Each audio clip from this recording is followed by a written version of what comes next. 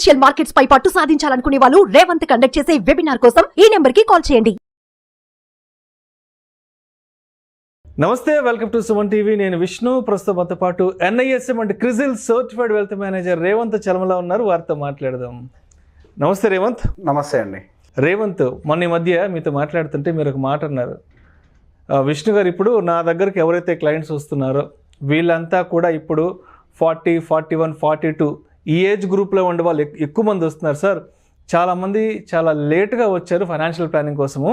వీళ్ళు కనుక ఒక 15, 16, 17 సంవత్సరాల క్రితం కనుక ఒక ఫైనాన్షియల్ అడ్వైజర్ని అప్రోచ్ అయ్యి అప్పుడు కనుక వీళ్ళు ఫైనాన్షియల్ ప్లానింగ్ కనుక చేసుకోని ఉంటే నిజంగా ఈ 15, 16 సంవత్సరాలలో వాళ్ళ లైఫ్లో ఫైనాన్షియల్గా వాళ్ళు మిరాకిల్స్ చూసుండే వాళ్ళని చెప్పారు కదా.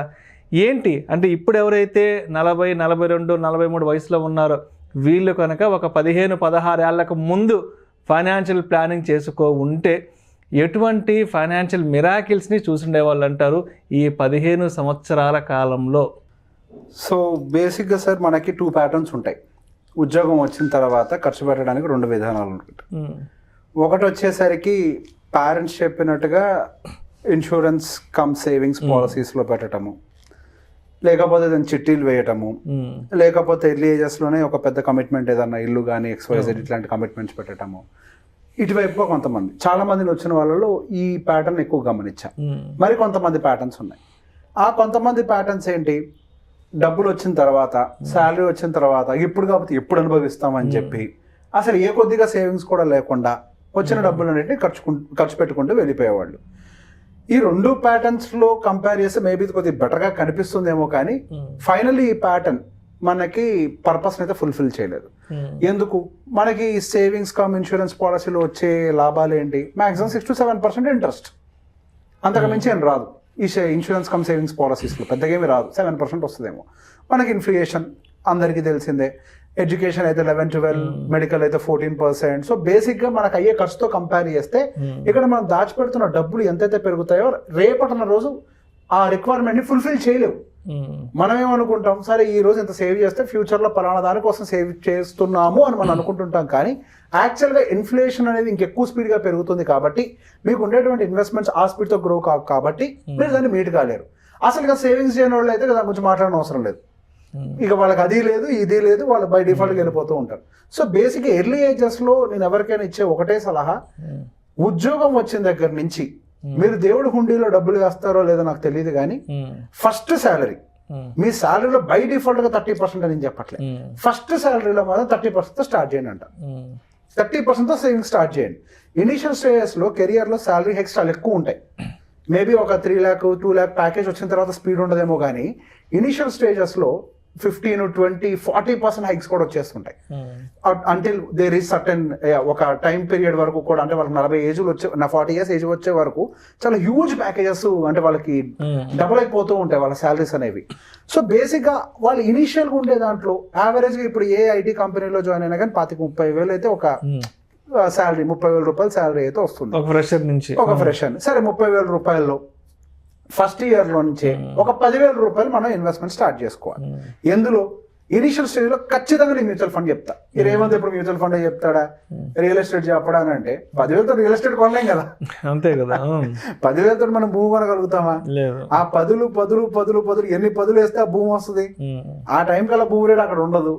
సో బెటర్ ఫస్ట్ మనం ఏం చేయాలి, ఫైనాన్షియల్ అసెట్స్ ని బిల్డ్ చేయడానికి ట్రై చేయాలి. మనం సాలిడ్ అసెట్స్ ని ఎప్పటికైనా బిల్డ్ చేస్తాం బై డిఫాల్ట్ గా. శాలరీ పెరిగే కొద్దీ మనం దాన్ని ఎలానే బిల్డ్ చేయగలుగుతాం. సో ఇనిషియల్ స్టేజ్ లో financial asset is very important అంటాం. ఎందుకు? ఇనిషియల్ స్టేజ్లోనే జాబ్ రిస్క్ కూడా ఉంటుంది. ఒక ఎక్స్పీరియన్స్ వచ్చిన తర్వాత జాబ్ ఎక్కడైనా దొరుకుతుంది, బట్ ఇనిషియల్ స్టేజ్లో జాబ్ రిస్క్ ఎప్పుడైనా ఉంటుంది. ఏదైనా ప్రాబ్లం వస్తే డెఫినెట్గా కొంచెం ఇనిషియల్గా ఉండే వాళ్ళ మీద ఇంపాక్ట్ కూడా పడుతూ ఉంటుంది. సో ఫైనాన్షియల్ అసెట్ అని మనం బిల్డ్ చేసుకుంటూ ఉంటే అది మన నీడ్స్ని ఫుల్ఫిల్ చేస్తూ ఉంటుంది. అండ్ ఇన్వెస్ట్మెంట్కి ఎప్పుడు కూడా కావాల్సింది ఏంటి, టైం. ఎంత టైం పాటు మనం మ్యూచువల్ ఫండ్స్లో ఉండగలిగితే అంత ఎక్కువ రిటర్న్స్ మనం తీసుకోగలుగుతాం. కాంపౌండింగ్ ఇంపాక్ట్ అనేది చాలా ఎక్కువగా ఉంటుంది. సో ఇనీషియల్ స్టేజ్ 25 yearsలో పెట్టుబడి పెట్టిన దానికి 40 ఏళ్ళకి పెట్టుబడులు స్టార్ట్ చేసేదానికి మ్యూచువల్ ఫండ్లో చాలా వ్యత్యాసం ఉంటుంది. I will explain even how. So 10,000 రూపాయలు అని చెప్పాను కదా, ఇక్కడ ఒక చిన్న కండిషన్. మీ శాలరీ 30 పెరిగినాయండి, 40 పెరిగినాయండి, మీరు అంతంత యాడ్ చేయాల్సిన అవసరం లేదు. 5% పెంచండి చాలు, అంతకు మించే వద్దు. మీ శాలరీ డెఫినెట్గా 40 ఏళ్ళకి వచ్చేసరికి 2 లక్షలకు కూడా వెళ్తుంది. అంత పెంచాల్సిన అవసరం లేదు. జస్ట్ 5% చొప్పున మనం పెంచుకుంటూ వెళ్ళినా అదే ఇప్పుడు 40 ఏట ఎవరైతే ఫైనాన్షియల్ ప్లానింగ్ నా దగ్గరకు వస్తున్నారో వాళ్ళు ఇప్పుడు చాలా మంది వచ్చే వాళ్ళందరూ కూడా అయితే కంప్లీట్ రియల్ ఎస్టేట్ లో పెట్టేసి క్యాష్ కాంపోనెంట్ లేకుండా ఆ రియల్ ఎస్టేట్ ని అమ్మి మళ్ళీ మ్యూచువల్ ఫండ్ లో పెట్టాలని థాట్ లో వస్తున్నారు కదా. సో మాక్సిమం ఎంత ఒక 50-60 lakhs సేవ్ చేసి ఉంటారు, లేదా ఇంటి EMI కడుతూ ఉంటారు. So by this time just ఆ 10,000 రూపీస్ విత్ 5% అప్రిసియేషన్ వాళ్ళకి ఆ 40 ఏట వచ్చేసరికి సుమారు 85 లక్షల నుంచి ₹1 కోటి ఫైనాన్షియల్ ఎసెట్ ఉంటుంది. అప్పటికి 5% పెంచుకుంటూ వెళ్తే వాళ్ళ SIP ఎంత ఉంటుంది? గట్టి కూడా 20,000 ఉంటుంది అంతే. ఇప్పుడు 2 లక్షల జీతానికి 20,000 అంటే అంతే, మళ్ళీ అదే 10% అంతే. మీరు అప్పుడు స్టార్టింగ్ స్టేజ్ లో 30% స్టార్ట్ చేసాం మనం. 30,000లో 10,000 అంటే సుమారుగా 30-33%. కానీ అదే మీ జీతం పెరిగే కొద్దీ మీరు కాంట్రిబ్యూట్ చేసే అమౌంట్ ఏదైతే ఉంటుందో మ్యూచువల్ ఫండ్స్ కోసం జస్ట్ 5% తో పెంచుతున్నాం కాబట్టి అది జస్ట్ 10% ఆఫ్ యువర్ శాలరీ అవుతుంది. అదే ఇప్పుడు కనుక డైరెక్ట్ ఫైనాన్షియల్ ప్లానింగ్ మొదలు పెడితే మీ శాలరీలో 30-40% పెట్టినా మీరు ఫైనాన్షియల్ టార్గెట్స్ రీచ్ కావడం కష్టం అవుద్ది. అంటే 2 lakhs లో మీరు 20-30% అంటే ఎంత అంటే సుమారుగా 40-50-60 వేలు. And majority of the people నేను అబ్జర్వ్ చేసింది వాళ్ళు 40-42 ఏళ్ళకి వస్తున్నారు కాబట్టి వాళ్ళ మినిమం SIP రిక్వైర్మెంట్ 1,00,000 వస్తుంది. వాళ్ళ పిల్లల భవిష్యత్తు కావచ్చు, రిటైర్మెంట్ కావచ్చు, 1,00,000 మినిమం SIP రిక్వైర్మెంట్ వస్తుంది. అది వీళ్ళు ఎర్లీగా స్టార్ట్ చేశారు కాబట్టి వాళ్ళ 10,000 రూపీస్ 5% అప్రిసియేషన్ తో అట్లా వాళ్ళ రిటైర్మెంట్ వరకు అంటే 55 సంవత్సరాలు వచ్చేంత వరకు అంటే ఈ 30 సంవత్సరాల్లో అది యావరేజ్ గా 10 కోట్లు అయిపోతుంది. 10 కోట్లనంటే అక్కడి నుంచి ప్రతి సంవత్సరం మీ వెల్త్ అంటే మీ జీతం అనుకోండి, మీ ఆదాయం అనుకోండి, దాని ఏమని అనుకోండి, 1,20,00,000 చొప్పున పెరుగుతూ పోతూ ఉంటుంది. అంటే మీరు ఏం చేయకపోయినా ప్రతి నెల 10 లక్షలు సంపాదించేస్తారు 55 సంవత్సరం వయసు వచ్చిన దగ్గర నుంచి. ఇంత మ్యాజిక్ నేను క్రియేట్ చేసింది ఎర్లీ ఏజెస్ లో 10,000 రూపాయల SIP ఈ మ్యాజిక్ మొత్తాన్ని క్రియేట్ చేస్తుంది. సో మన ఎర్లీ ఏజెస్ లో 10,000తో కనుక స్టార్ట్ చేయలేకపోతే 40 ఏట వచ్చినప్పుడు ఇప్పుడు 40 ఏటకి వచ్చారంటే వాళ్ళు 2 పిల్లలు అంటే వాళ్ళకి ఎంతమంది పిల్లలు ఉంటారో వాళ్ళ 2 పిల్లలు డెఫినెట్ స్కూల్ గోయింగ్ అయి ఉంటారు. ఆ స్కూల్ ఫీజులు కట్టుకుంటూ పైపచ్చు 1,00,000 SIP చేయడం సాధ్యమవుతుందా? ₹1,00,000 సాధ్యమవుతుంది SIP చేయడం. అదే ఎర్లీ ఏజెస్ లో స్టార్ట్ చేసుకుంటే ఇక్కడ వాళ్ళ లైఫ్ కూడా డిస్టర్బ్ అవ్వదు, స్ట్రెస్ లోకి వెళ్ళరు, చూసి ఖర్చు పెట్టుకోవాలి, ఫ్యూచర్ అంటే భయం వేస్తుంది, డబ్బులు లేవు, ఈ ప్రాబ్లం ఉండదు కదా. ఎర్లీ ఏజ్ లో మొదలు పెడితే లైఫ్ అంతా ఎంజాయ్ చేయొచ్చు, భయపడాల్సిన అవసరం లేదు. మీరు ఇక్కడ 1,00,000 కట్టే బదులు 20,000తో పోతుంది కదా 40 ఏటకి. The same person who started 10,000 rupees 15 years earlier will hardly pay 20,000 SIP at the age of 40.